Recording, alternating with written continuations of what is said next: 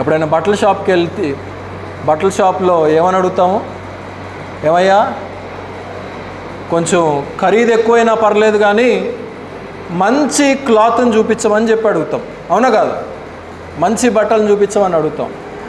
ఏదైనా పర్లేదులే, చినిగిపోయిందో బొరిగిపోయిందో తీయమని చెప్పి అడుగుతామా? ఎవరైనా అడగము. ఎందుకంటే మనకు క్వాలిటీ కావాలి. దేవుని సంఘంలో కూడా దేవుడు క్వాలిటీనే చూస్తూ ఉంటున్నాడు. డూప్లికేట్ విశ్వాసులు, డూప్లికేట్ భక్తి, డూప్లికేట్ ఆరాధన, డూప్లికేట్ పాటలు, డూప్లికేట్ స్తుతి చేసేటువంటి వారు కోకొల్లలుగా సంఘాలలో విస్తరించి ఉంటే ఏమి ప్రయోజనము?